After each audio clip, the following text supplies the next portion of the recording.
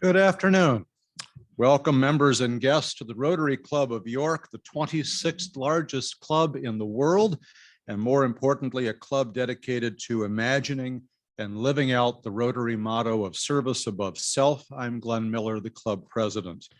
Our opening song today, God Bless America, will be led by our new member, Linda Gorter. Following the Pledge of Allegiance, also led by Linda, our invocation will be done by past District Governor Dick Brown, and our visitors will be introduced by our very own Lynn Morrison. Please take a moment to silence your electronic devices.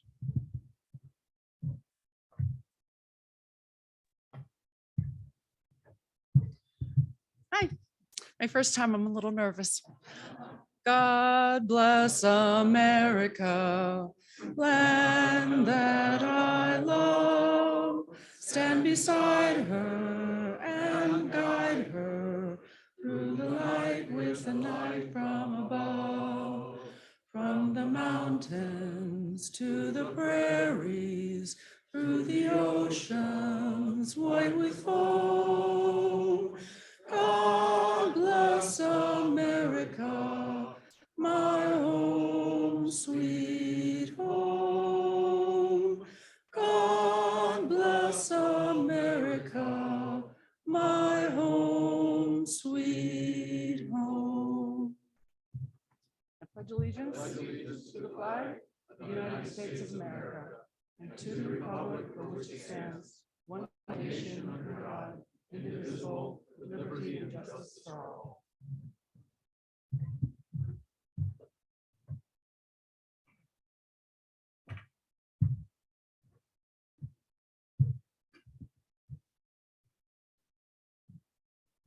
As Rotarians, and as we welcome District Governor Juliet Altenburg, let us reflect.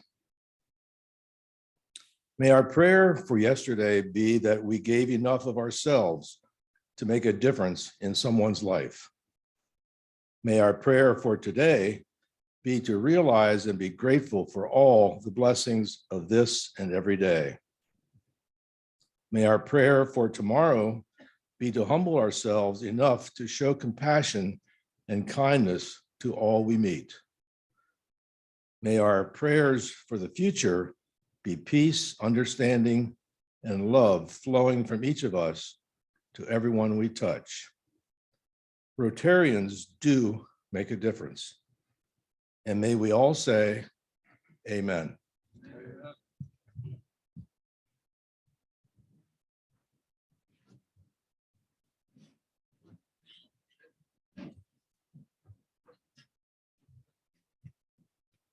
Good afternoon. I have the pleasure of introducing guests today. When I call your name, please stand at your place and remain standing until President Glenn welcomes you. Welcome to all of you joining us here today. We're glad to see you. I'd like to introduce Heather Rank. Heather is a guest of our newest member today, Erin Rank, and I think Heather might win coming from the farthest. She's here from Fargo, North Dakota today. I'd like to also welcome Kim Bracey, who's a guest of Jean Truthart. Rebecca Countess, guest of Frank Countess, and Hannah Dubbs, also guest of Frank Countess.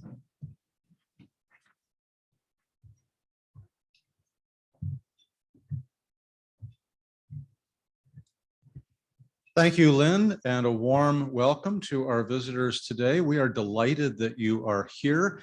I know that you will enjoy our program today. I hope you will return many times as a guest and perhaps consider joining our ranks as a member. I would like to especially welcome Kim in her new role as the new CEO of the YWCA. Congratulations. We're glad. Yeah. We're glad to have you, not that you ever really left our ranks, but glad to have you back among our ranks, and we'll expect your application for membership shortly. Friends, let's welcome our visitors today.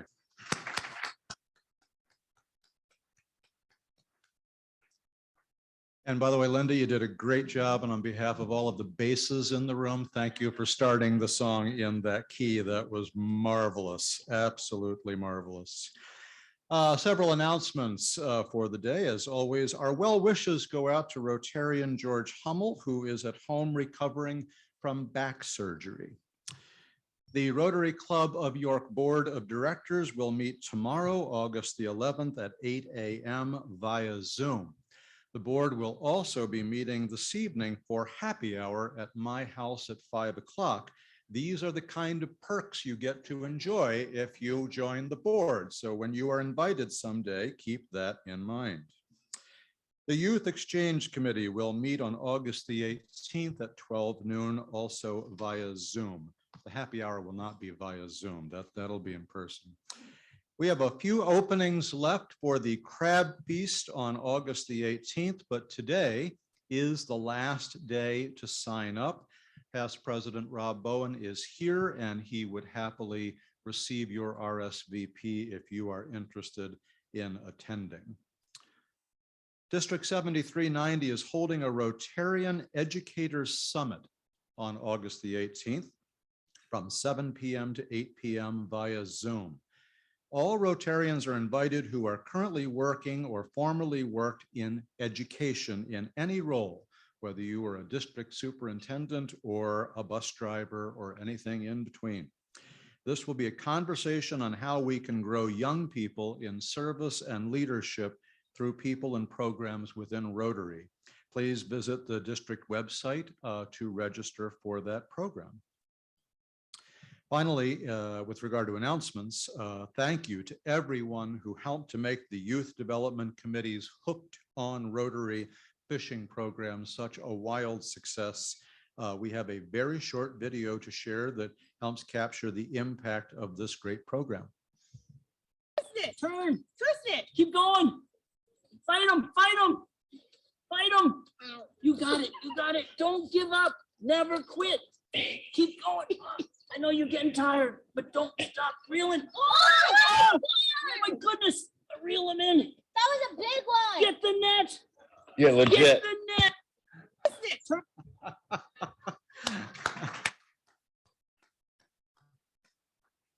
My understanding is there were lots of potential video clips that could have been shared, but this one was chosen because it was so much fun to see JT wearing a Navy sweatshirt in this video. I think that was just really terrific.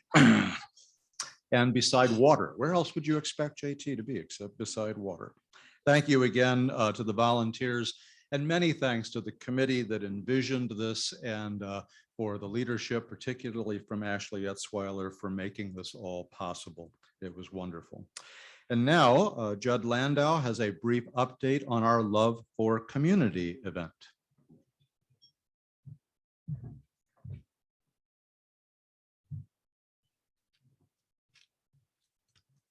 Thank you, President Glenn. Good afternoon, everybody. Our Love for Community event is now 4 weeks away, so please continue to sign up for the events and the dinner. Today, I'd like to thank our sponsors once again. On the bronze level, Bob Davis, RKL, and M&T Bank. Silver status, Council Trust and York College.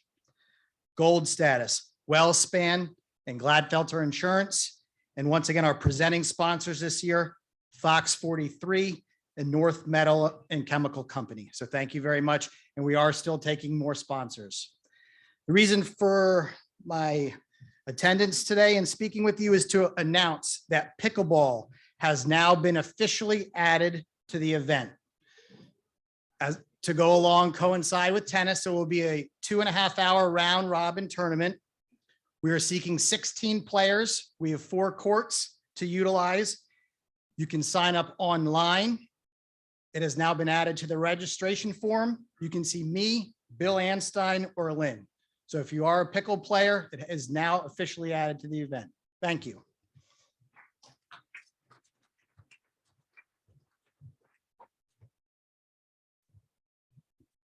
And if there are a couple of more gold sponsors out there, we'll add table tennis, we'll add tiddlywinks, whatever you would like to add, whatever it takes, we will do it.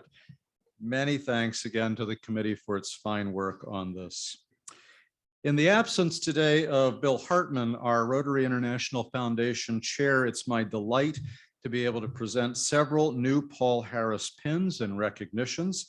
And it's a special treat that this happens to occur today because our district governor, Juliet Altenburg, is going to assist in presenting these recognitions. Our club has been a very strong leader in supporting the work of Rotary International through our many contributions and through Paul Harris Fellowships in particular, which is demonstrated very clearly in today's recognitions. So if I could invite Glenn Smith, Steve Feldman, and Tom Barton to please come forward along with District Governor Julie. We will start with Glenn Smith. Juliet, he's the handsome guy in the blue check jacket there. This is Glenn's Paul Harris Fellowship +1 today. Next is Steve Feldman. Also handsome, just in a darker blue jacket. Paul Harris Fellow +2.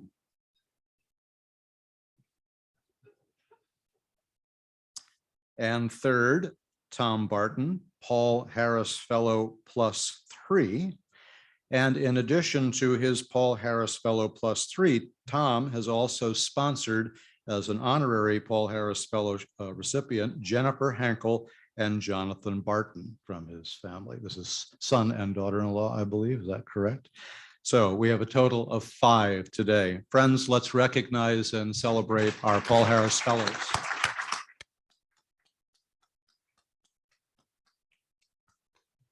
Thank you very much. And thank you, Juliet. And now, past President Josh George will introduce 2 future Paul Harris Fellows, namely 2 new members of the club. Josh.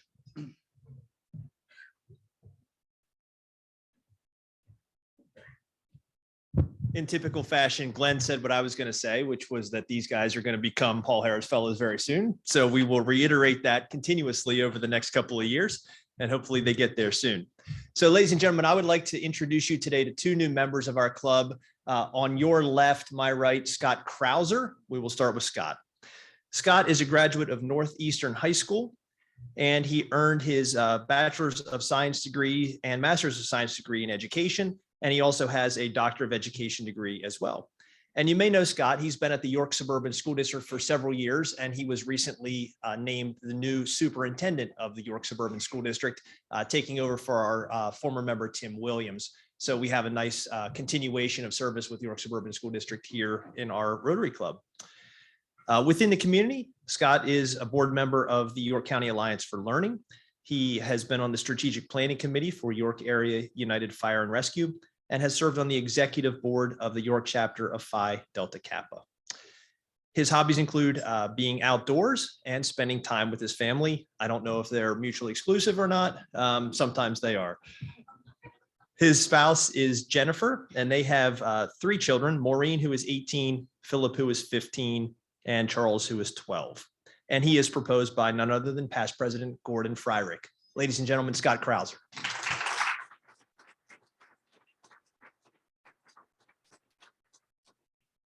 And also joining our club today, as you heard, is new member Aaron Rank.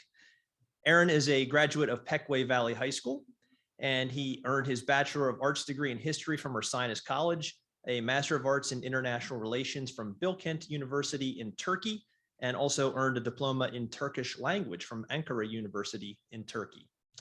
He is employed with the International Monetary Fund. Ask him about rising interest rates and world economies. I'm sure he has lots of answers that are not good.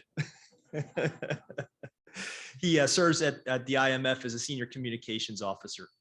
He is a past chair of the Bretton Woods Rec Association and has volunteered to get out the vote in many of the communities in which he's lived over the last handful of years. His hobbies include golf, fly fishing, and learning new languages. Makes sense, right? He is married to Dr. Shabnam Hafiz, and they have 2 kids, Sina, who is 2, and Nilu, who is 7 months. And he is a first-time Rotarian, but as you heard, he is joined by his sister, Heather, who is a past president of the Fargo, North Dakota Rotary Club. And his father was also a past president in Rotary as well. So he has a nice family tradition of Rotary. Hopefully you will soon be standing up here where President Glenn has stood earlier today. We decided that about 10 years is the amount of time you need to be a member of this club before you become a president. Tick, tick, tick. And he is proposed by past President Jackie Summers. Ladies and gentlemen, Aaron Rank.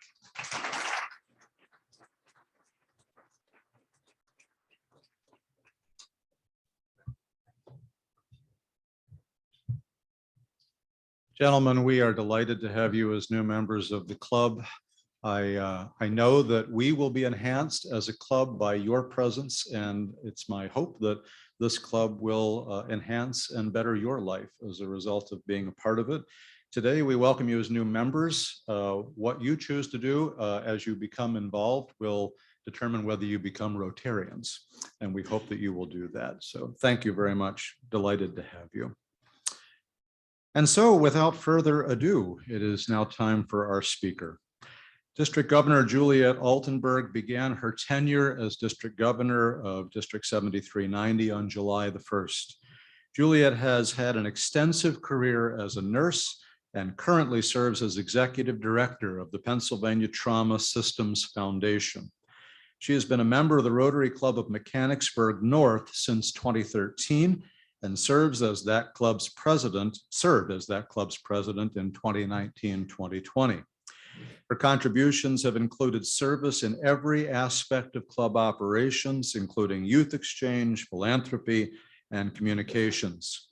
The same spirit of compassion and service that has led to her very successful career in nursing has informed and has been brought to the table in her service as a club president and now as the district governor.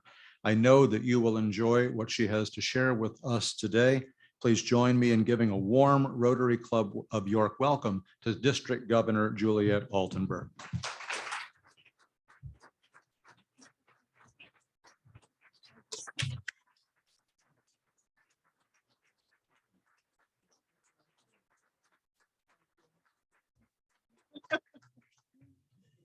Thank you so much for the warm welcome. It's truly a privilege to be here, and I think you're my 17th visit now, and since the July 1st of being district governor.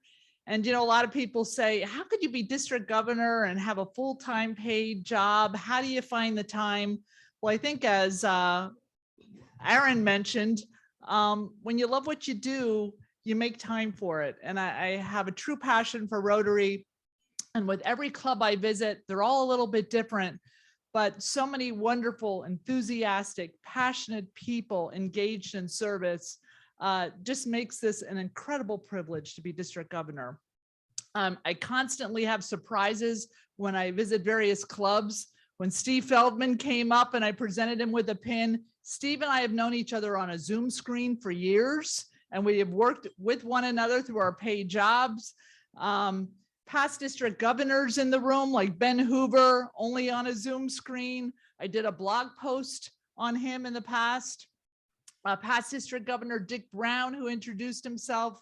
All these amazing connections I'm constantly finding as I go from club to club. And I also just love seeing the guests in the room. And I always think when I make my remarks, I need to not only address Rotarians who are very knowledgeable, but also those exploring Rotary to help them really understand this amazing international Rotary organization we belong to. It takes years to really fully understand the robust nature and the impact we have within the community. And as district governor, I am the ambassador of Rotary International. So years of training and getting to this position. Unfortunately, because of the pandemic, most of that was online. But I'm well versed now to be able to communicate with our clubs a Rotary International strategic vision. And we're very, very privileged now to have the first woman RI International President, Jennifer Jones, whose theme is Imagine Rotary, and very pertinent to our times. As we've gone through this very dark and challenging time of pandemic, we really need to learn from that experience, take what really supported us and sustained us during that time, take it and move forward in a different way moving into the future. So, as I tell many, many clubs, I have a mother who's 93 in a nursing home right now. And, 9 years ago, when I first joined Rotary and I started to ascend various ranks of leadership, I said to my mother, yeah, I'm involved in this or that or the other thing.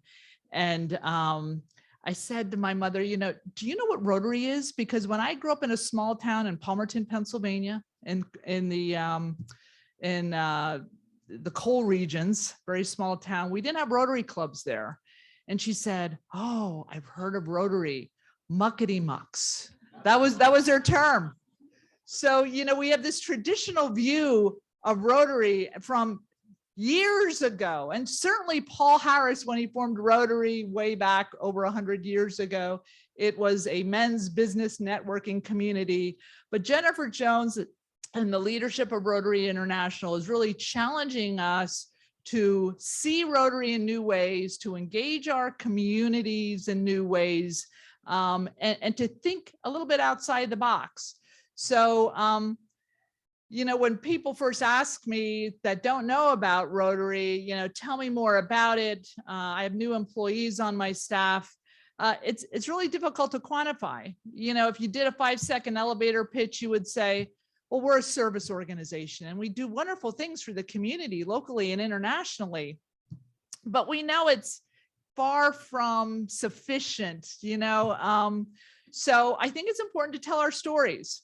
Each of us who have been in Rotary for a while have meaningful stories to share of how Rotary has impacted our lives personally, and in ways where we took our vocation and our passions and use the mechanism of Rotary to give back in bigger ways. So I want to share with you a story today of how I was able to bring my passion for nursing, healthcare, trauma centers, and merge it with my passion for Rotary to really build something impactful that really helped me see the depth and breadth of what Rotary can bring to the table. So in 2018, there was a 10-year-old boy who was riding his bicycle with a group of his friends in the East Pennsboro Township area, and he was hit by a car. Very severe injury. All his extremities were broken. The driver of the car quickly called 911. It took a while for EMS to get there. Fortunately, this happened very close to a police station. The police heard what was going on, immediately came out of the building, pulled tourniquets from their belt and applied tourniquets to all the extremities of this 10-year-old boy. Ambulance came, took this boy to a trauma center, Hershey Medical Center's pediatric trauma center, and he survived the injury. So where did this story begin? 2 years prior to that, I felt as program director for my club, I was bringing in speakers. And of course, you know, I'm a little biased with healthcare. So I bring in all my friends from different hospitals and boards I was on. And I brought in an injury prevention coordinator from Penn State Holy Spirit to come talk to our club. And her topic was Stop the Bleed. So Stop the Bleed is a program that has really been promoted since 2012 when the Sandy Hook mass shooting happened. When they investigated that shooting, they felt that some lives could have been saved if the teachers and the first responders above and beyond EMS had the necessary knowledge and equipment to apply tourniquets and stop bleeding. So this national effort by the American College of Surgeons was moved forward in promoting among the nation's trauma center community and beyond to teach this program called Stop the Bleed and to distribute tourniquets to all, not only EMS providers, police, teachers, wherever people work in public arenas. So that program was presented to my club, very well received. Our club used some money to purchase Stop the Bleed kits for the local schools. And we thought, let's go one step further. The district club grant process is very easy. Let's use $2,500 of our own money, connected with 2,500 of district grants. And for $5,000, we bought 300 tourniquets. Well, one of those tourniquets was on the belt of each of the police officers who applied it to that boy's extremities. Small amount of money, small amount of effort to partner with a local entity like a hospital. That hospital also provided education to the police officers who applied the tourniquets, and such a win-win situation where I felt like, wow, you know, all the stars are aligning. All these years of passionate nursing and trauma centers, and now I'm in a state position, and I was able to bring my passions for healthcare and merge them with Rotary and make a difference in the community. And I bet each one of you has a passion, whether it's related to your work or your volunteer activities, that can be used with the help of Rotary to advance the good in the world. One question I'd like to ask when I get into group settings is, beyond Rotary, how many people here volunteer outside of your Rotary circles? Hands up. Almost everyone. I mean, that's pretty amazing because we keep you busy in Rotary with volunteer work, but you also have all these other connections of groups you're volunteering with all the time. These are very important partnerships. And if you tapped one person on the shoulder and asked them to come to a meeting, think about the amazing impact of these partnerships and how we could grow Rotary. My first slide here is going to show you a photo of the boy that survived along with his parents. I'm in the background with my club's president, Jean Troy. This turned into a media event. So one of our club members is on staff with the township, gave me a call and said, hey, I want you to know the media is going to be here. We're giving awards to the police officers. We don't know who's showing up, but please be there. Turned out several TV stations showed up, local TV, the local media. We were on CBS local news that night. And then about a year later, during the pandemic, when I had a statewide virtual conference, the American College of Surgeons representative for Stop the Bleed did an update for the trauma center community, and I saw my photo up there. He said he Googled Stop the Bleed and Rotary and saw an article and a video clip, and our Rotary Club went on to the National Stop the Bleed website. Another example of how a media event put on a website can be picked up and really support the effort of putting Rotary out there into the community. So my next portion of my talking points for you is really to focus in on Rotary International's strategic priorities and how we at the district are attempting to use those priorities to support you, and then even offer you as a club ideas for what other clubs are doing with these strategic priorities, so that maybe you can advance them in new and different ways yourself. So one of the first strategic priorities is impact. We know we're an impactful organization. Many of us join Rotary because of service. We want to impact the community in good ways. But a lot of the time in many clubs, that impact is not really measured. It's more anecdotal.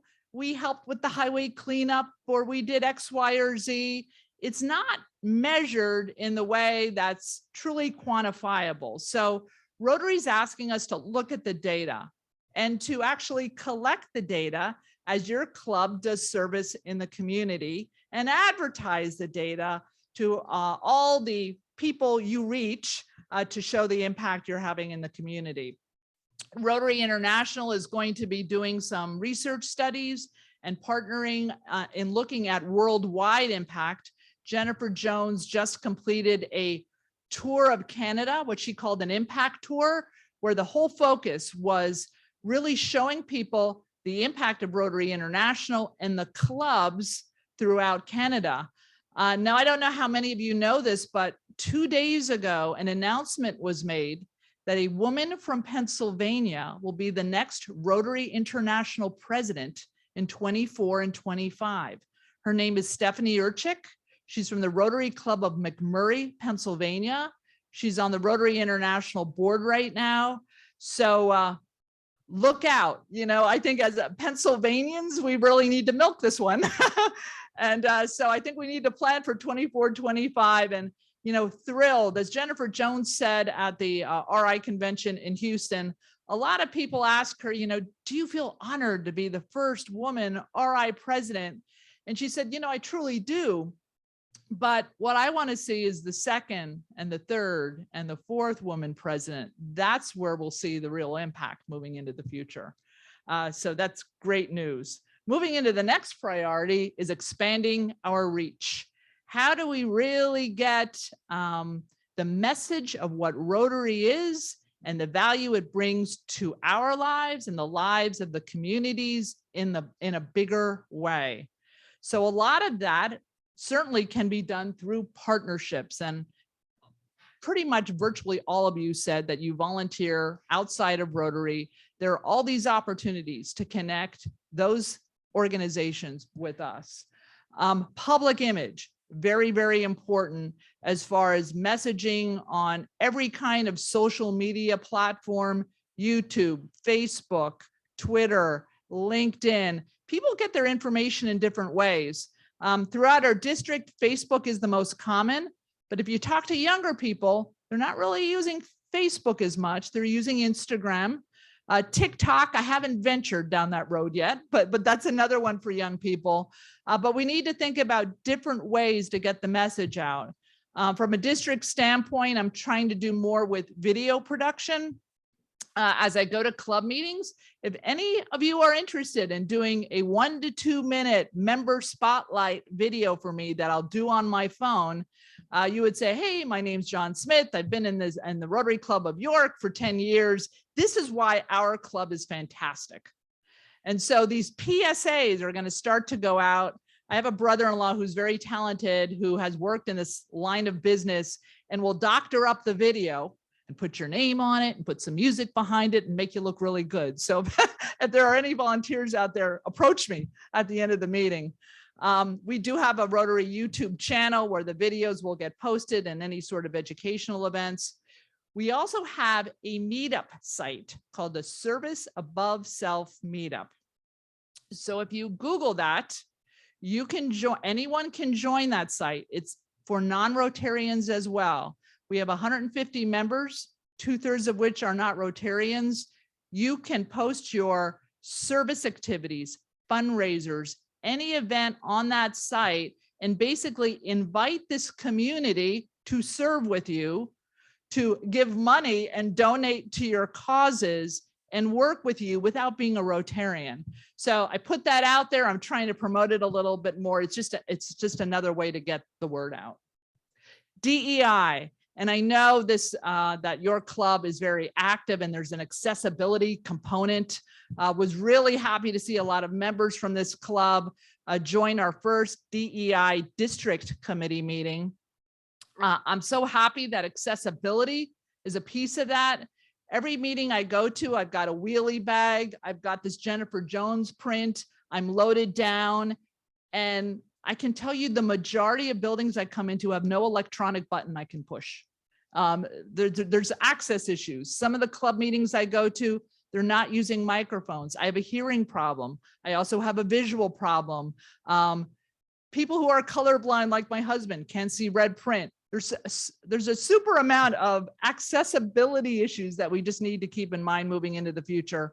So I want to thank you, for being a role model. The Rotary Club of Harrisburg also has a DEI committee. It just needs to be a conversation that we continue to move the needle on, with fostering people feeling included. Do people feel welcome in our clubs? Do we exhibit the persona that our clubs are only for a certain kind of people? Is everyone welcome? So these are the kinds of conversations we're going to continue to have on a district level and help support the clubs with their own club members.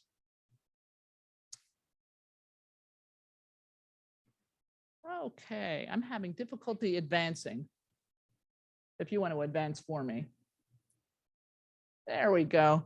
I mean, this is an example in my life of partnerships that I just have through my work life and that I hope to use to promote the Stop the Bleed campaign throughout the district.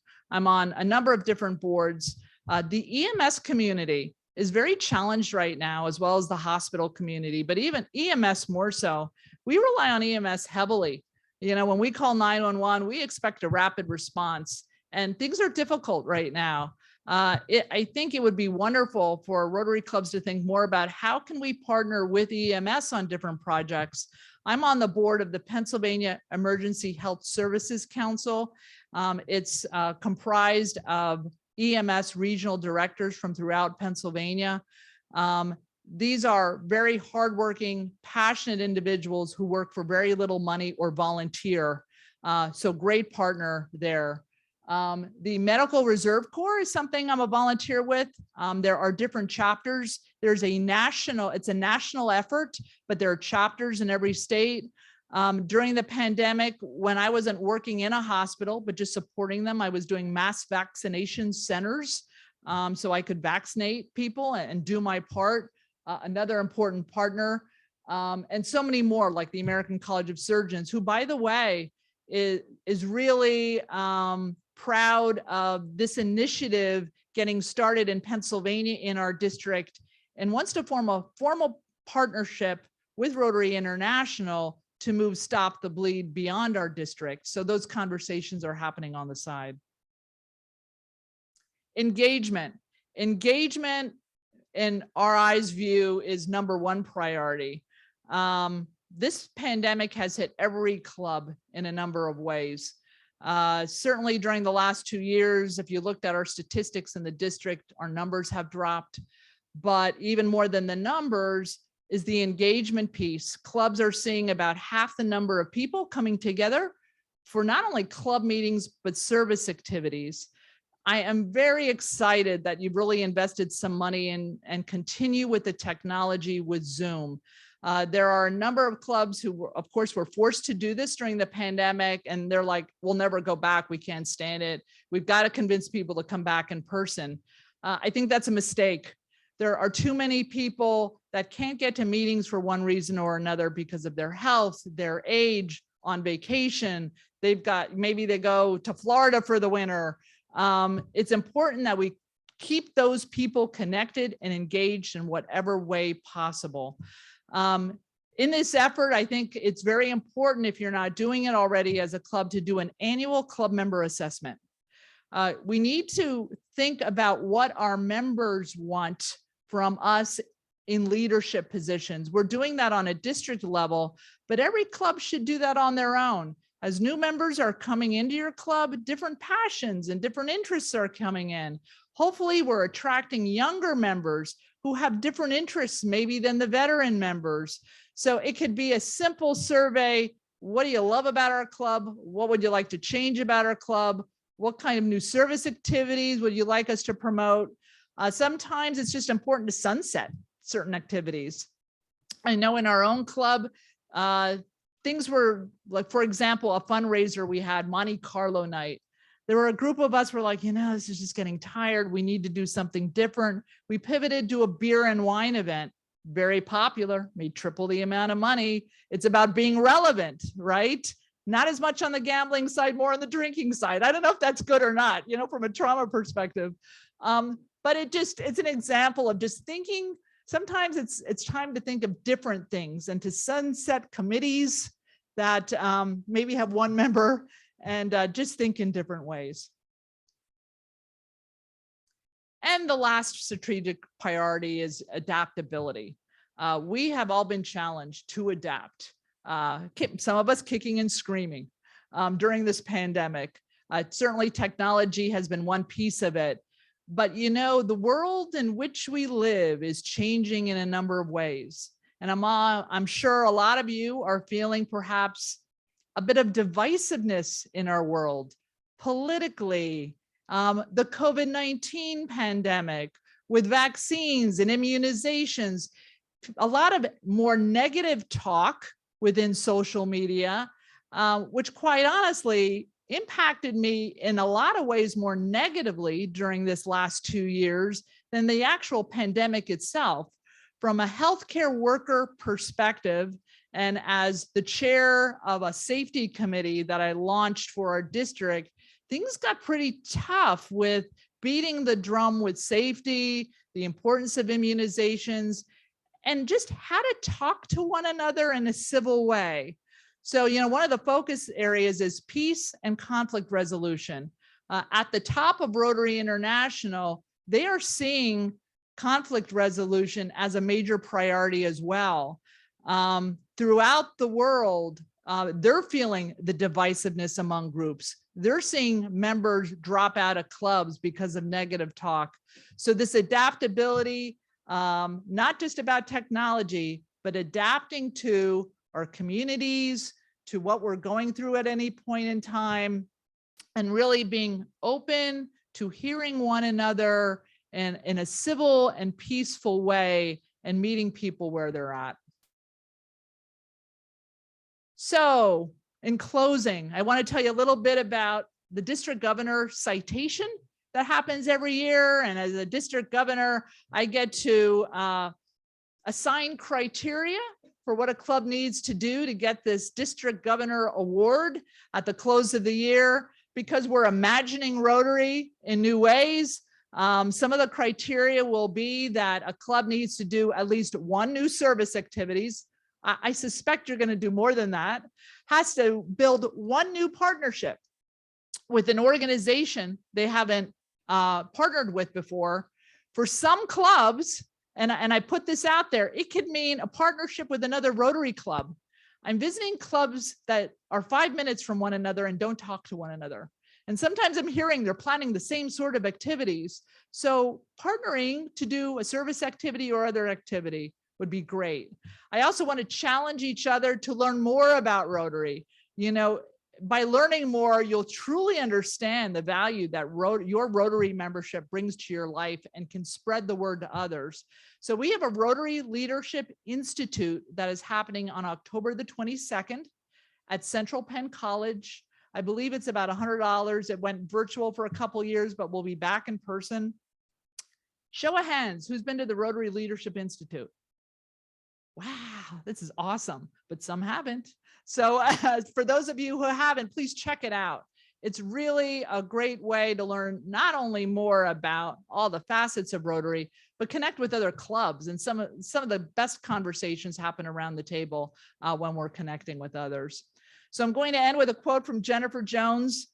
We as a district governor group met for the first time in person in June at Houston, Texas. Jennifer Jones got us into a room. She had a real nice conversation with us about her priorities and ways to think in the coming year. And she ended with be bold, be brave, and be intentional. So, you know, we're navigating new waters. We're trying to re-engage our members. We're trying to think in new ways. Be bold, be brave, be intentional. So thank you very much for the privilege of the podium and for your warm hospitality today and for all you do. Thanks very much.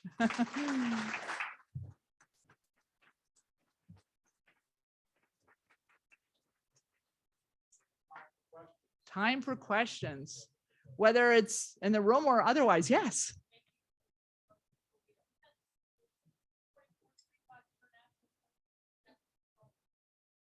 Stephanie Urchik, yeah. Isn't that interesting? Look on Facebook, the Rotary International Facebook page. URCHICK. And I also posted it on our district Facebook page. You're welcome, sure. Yes.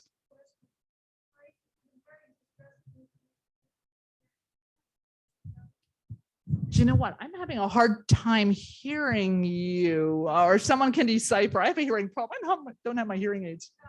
Sure.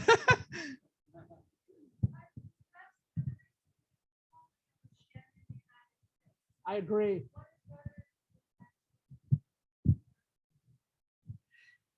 Yeah, I was just mentioning. Okay, so you're distressed. You heard that polio is now, there's cases of polio happening in the United States, and is Rotary International responding to that in any way? Their response is, yeah, it's time to keep promoting vaccines.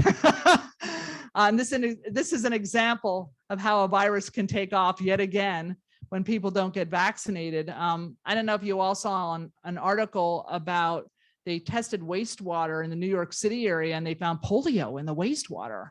It is very distressing. All the more reason why we have to keep promoting polio eradication, donate to the Rotary Foundation. And that's the response so far. I haven't heard anything else though, but yeah, it is distressing. Anything else? All right. Well, thanks very much. And feel free to come up to me after the meeting. I keep meeting people I know only through a Zoom screen. So feel free to say hi after the meeting. Thank you.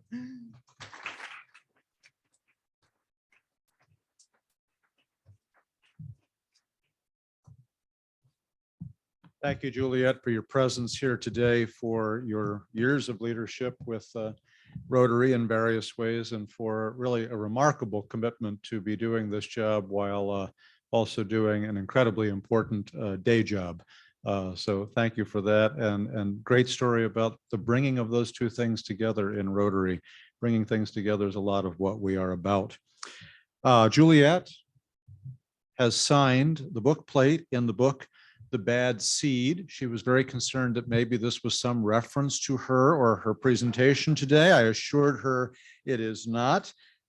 This book will be donated to the McKinley Elementary School in honor of your presence with us today. So thank you again. Next week, we will welcome Kathy Bollinger, the director of Trove Street, an initiative of the York County Community Foundation. At Trove Street, they believe you deserve to have the best aging experience possible, even when confronted with life's turns and bumps along the way. Navigating this journey is unique to you, and that is why Trove Street was created. Our closing quote for today: I would imagine if you could understand Morse code, a tap dancer would drive you crazy. I asked for quotes on Imagine, and I didn't imagine I'd get this one. The person who submitted it wishes to remain anonymous, and probably a good decision. This meeting stands adjourned. Thank you.